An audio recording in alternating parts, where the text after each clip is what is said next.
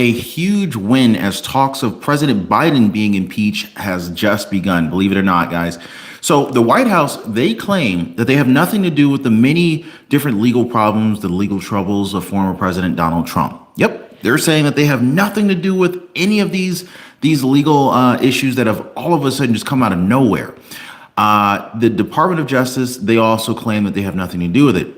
They also claim that they're following the law and that they should expect, this is what we should be expecting from our officials and from the administration. Now, the same expectation is being set for the likes of DA Fani Willis, Alvin Bragg, AG Letitia James, and let's not forget about Special Counsel Jack Smith, guys.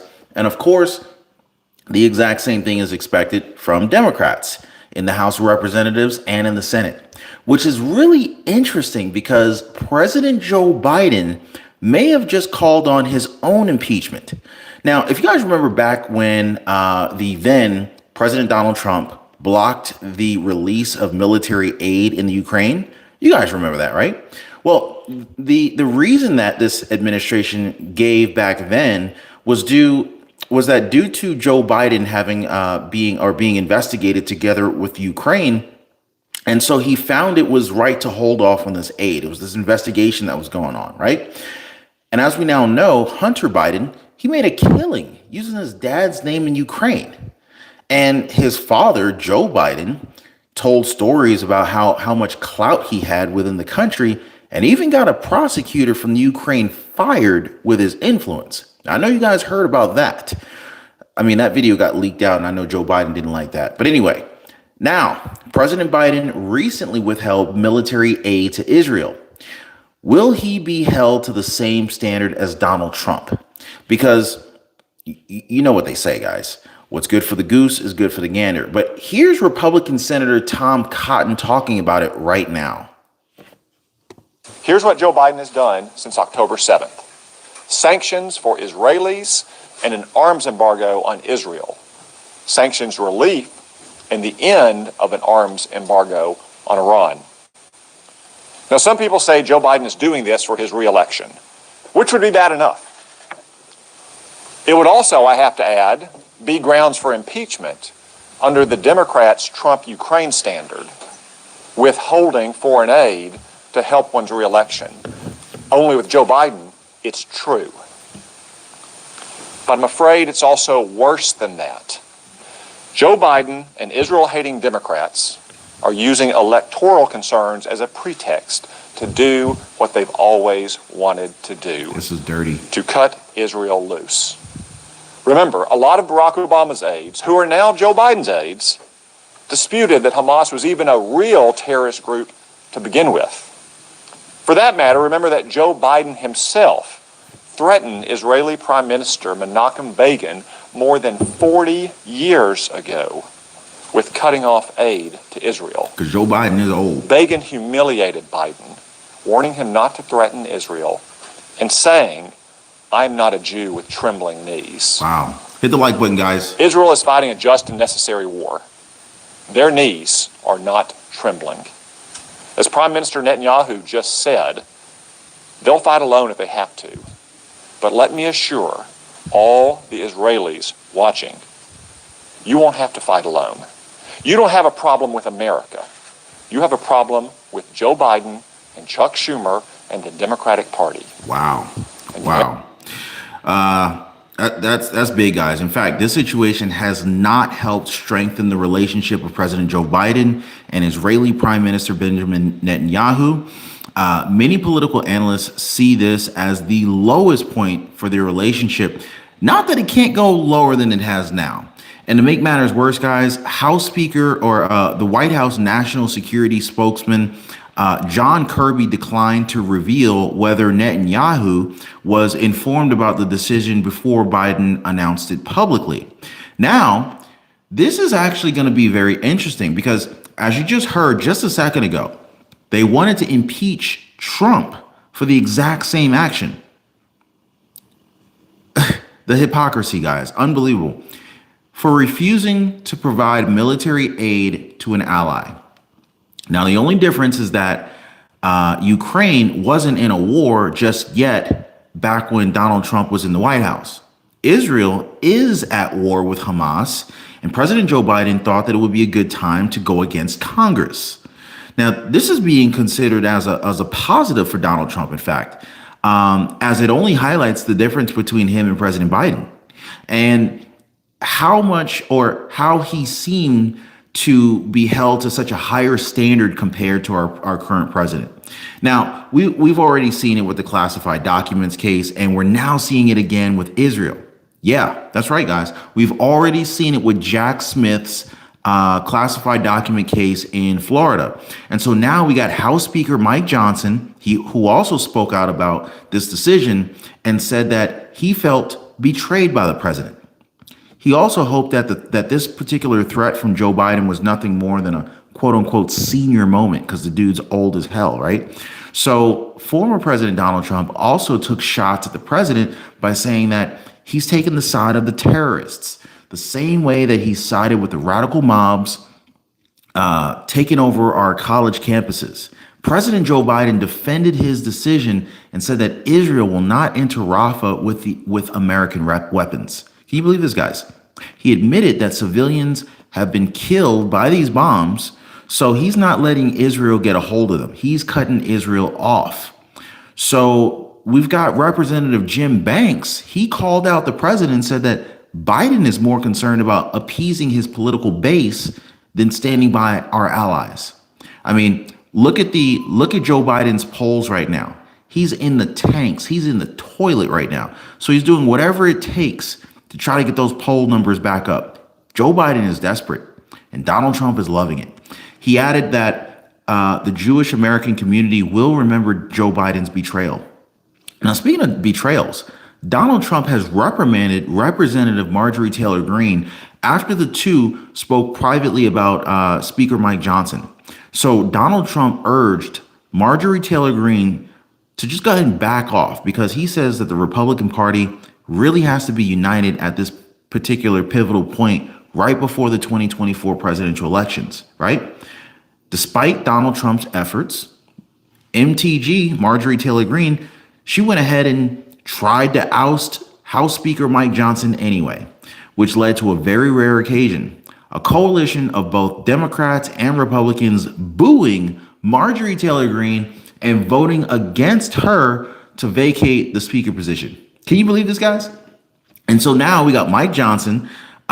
He's still under scrutiny for working with Democrats, although it looks as if Donald Trump is actually working to keep the House of Representatives so that basically any changes can be made in the future once he takes over the White House.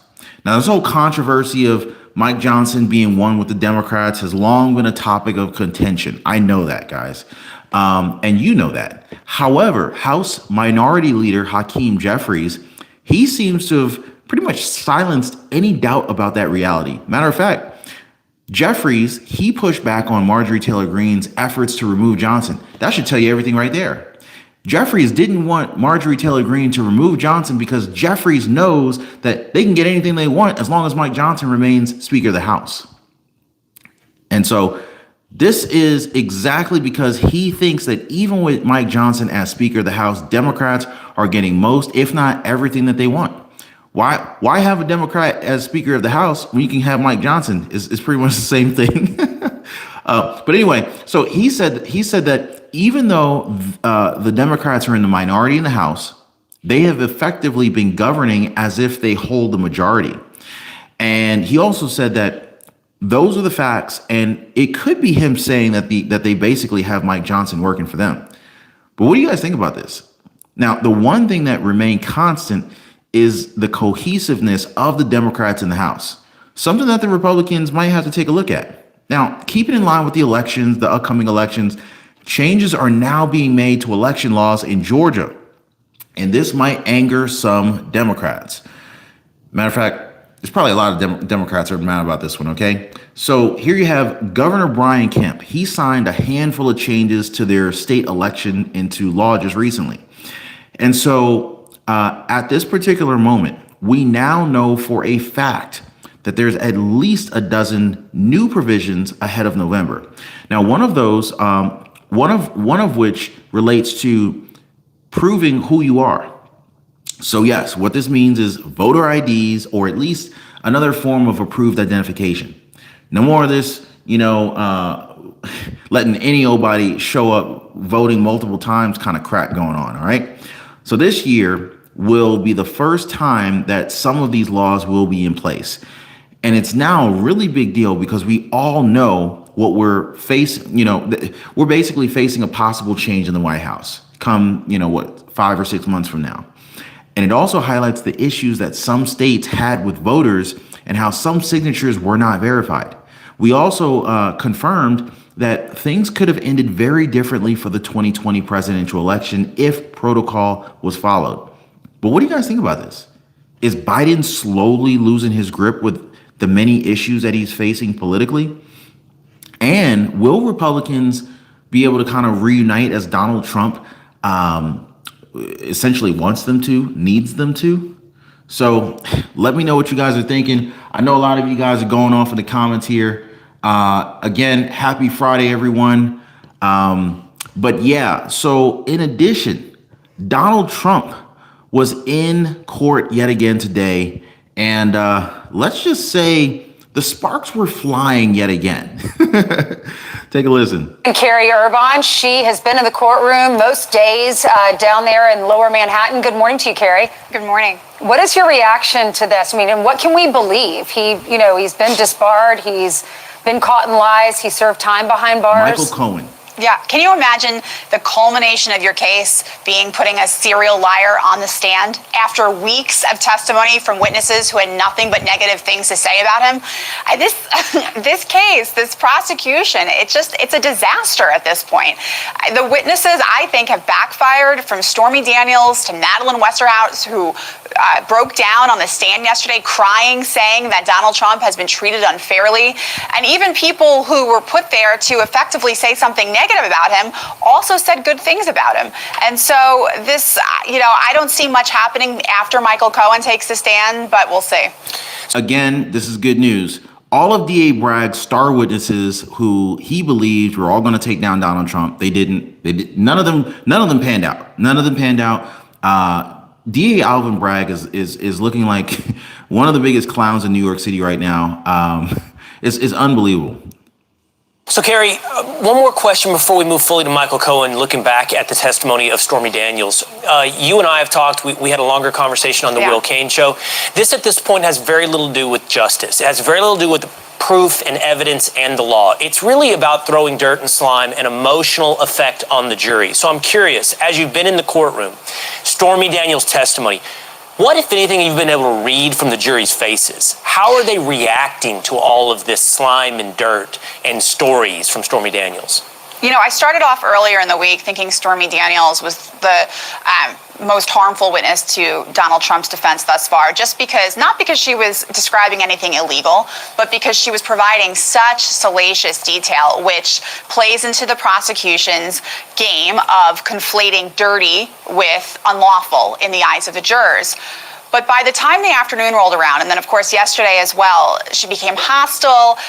And the defense, I thought, pretty effectively drew out three themes: that she's biased. She testified pretty proudly that she hates Trump, that, she would have danced down the street. She wrote this in a post at some point if he went to jail, and another post about flushing him down the toilet.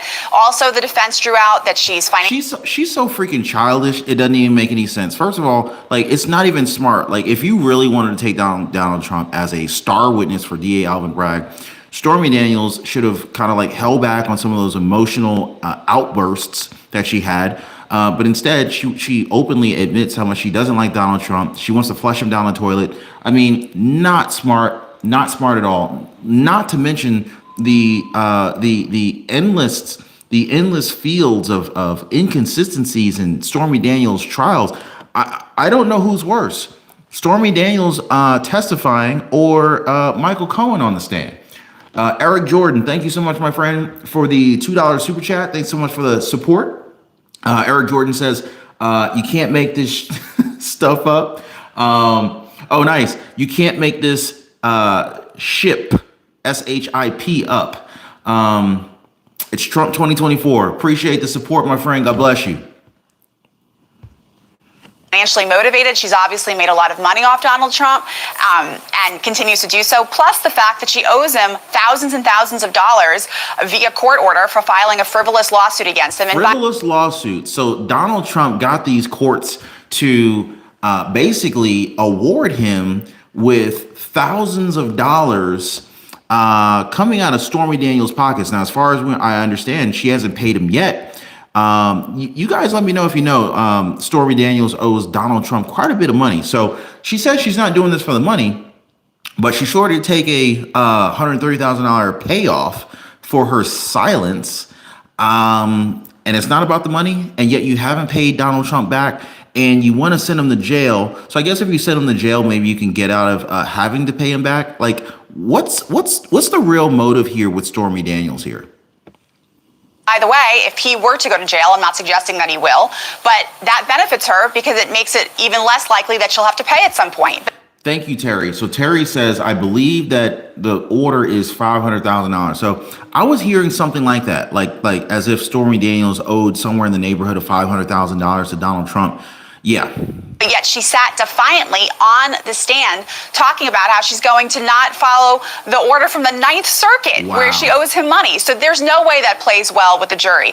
And then, of course, lastly, what I thought the defense did pretty effectively was draw out the inconsistencies in her testimony. You know, she went from saying, oh, I don't care about the money, making money, I just wanted to get the story out, to, which of course is ridiculous because if she had cared about that, then she wouldn't have turned around and sold her silence to Michael Cohen for $130,000. It's because she couldn't sell it for years, and then she saw an opportunity with the Access Hollywood tape. And then, of course, the major inconsistency in her testimony is the fact that she signed a statement saying that she'd never had an affair with Donald Trump. So I think they dismantled everything she was saying pretty well, and I would imagine the jury walked away thinking, you know, maybe that sexual encounter happened, but this woman, while she may be believable on that, is not credible as far as going to anything at the heart of the case here. Wow, so Stormy Daniels apparently has lost credibility while being on the stand. Again, this is DA Bragg's, this is one of DA Bragg's star witnesses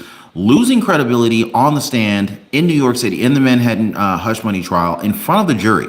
Now, there is something called reasonable doubt. There's all sorts of reasonable doubt here. You've got multiple story inconsistencies coming out of Stormy Daniels while under oath. So, you know, is it inconsistencies? Is she perjury? Is this another act of perjury here on the stand? Clearly, we know the big perjurer is Michael Cohen, but can we now put Stormy Daniels into the category of, you know, those who regularly perjure themselves? I don't know what the proper conjugation of that particular word is, but is she lying? Is she lying, or is she mixing up the details? Is she forgetting? Like, which is it? Y'all let me know in the comments. I see you guys. By the way, if you haven't already, do your boy a favor, hit the like button for the video. When you do, it just tells YouTube, hey, share this content, share this information out to more people. We gotta get the truth out here, guys. And, you know, how many times have we heard that this looks more and more every single day? It looks more and more like the real reason for Stormy Daniels being around Donald Trump was to extort money out of him. And it sure sounds like Michael Cohen and Stormy Daniels may have been working together to try to extort money out of Donald Trump. I mean, that's surely what it sounds like, what it looks like. They say if it looks like a duck, smells like a dog, walks like a duck, it might really actually be a duck. Jared Mahan says it's more like $600,000. Yeah, I knew it was a few $100,000. I heard it was a few $100,000. Yeah, this is wild craziness, guys. Absolutely unbelievable that this is happening in the court system. And again, this is just more election interference, and it's a political witch hunt, likely having been initiated by the Biden administration.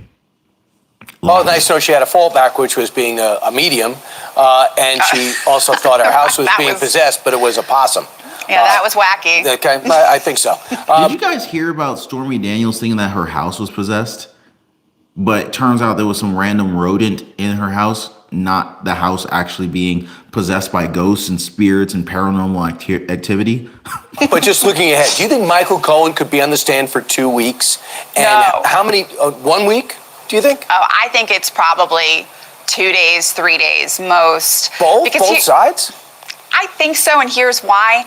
I think, again, it's going to go poorly for the prosecution. Is he going to say damaging things about Donald Trump? Of course he is, because their case hinges on this guy. But as we know, he's lied to in the court, he's lied to the media, he's lied to Congress.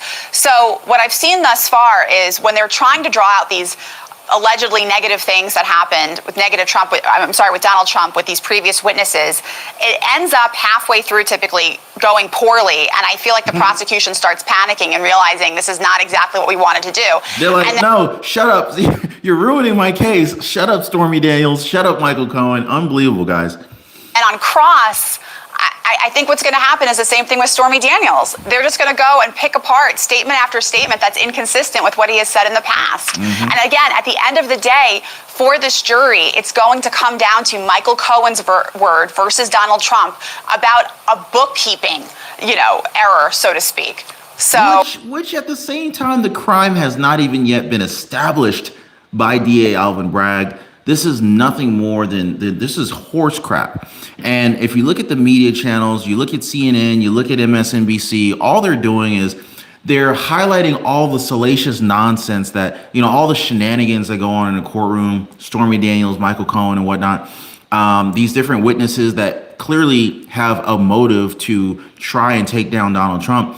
It's like, look, you guys aren't even really reporting on the actual legalities of the case. I mean, if you talked about the legalities of the case, there really wouldn't be anything really to talk about because Bragg's got nothing. I mean, at best, first of all, this should have been a misdemeanor, which of course the statute of limitations would have expired years ago, to which he then said, oh, well, I can't do that, so I have to upgrade this to a felony. I mean, but now he's overreaching and trying to go after what would theoretically be a federal crime, which is well outside his own jurisdiction. So he can't even do that. The guy's got no case. He can't even admit what crime Donald Trump has committed. And at best, he's arguing about what he labeled this particular expense as, to which Donald Trump didn't even write off the expense as a tax deduction. So are we really watching a trial that Judge Juan Merchan allowed to be presented in his courtroom over a Microsoft Excel spreadsheet mislabeling issue? Like, is this really why we're here? This is purely to try to reduce Donald Trump's reputation to the lowest common denominator, to bring us back to sixth grade math unbelievable, guys. Oh, we'll see how that goes. But yeah, could he be there all week potentially? I suppose, but I don't see this ultimately helping the prosecution. And then the defense takes over, and then closing statements, we could get done by Memorial Day? It's possible. And just remember, they'll do direct examination with Michael Cohen. Then the defense has an opportunity to cross-examine. Then they can do redirect, recross, redirect, redirect. So this can go on for some time. But they're going to stretch this out until very, very close to the election. And after that, I guarantee all motivation to even try to pursue Donald Trump is going to fall off the face of the earth, because at that point, it won't freaking matter. So anyway, guys, this is complete bull. Don't let mainstream media tell you otherwise. Donald Trump's going to walk away from this thing unscathed. And if you ask me, Donald Trump's going to come after all of them and rip them a new one. If you haven't already, do your boy a favor, hit the like button for the video. I totally appreciate you guys. Thank you so much for sharing these videos on Facebook, Twitter, and with your friends and your loved ones. Thank you so much for subscribing to the channel. Check out my previous videos down below. Check out my previous live, and I'll see you guys on the next one. Happy Friday, y'all.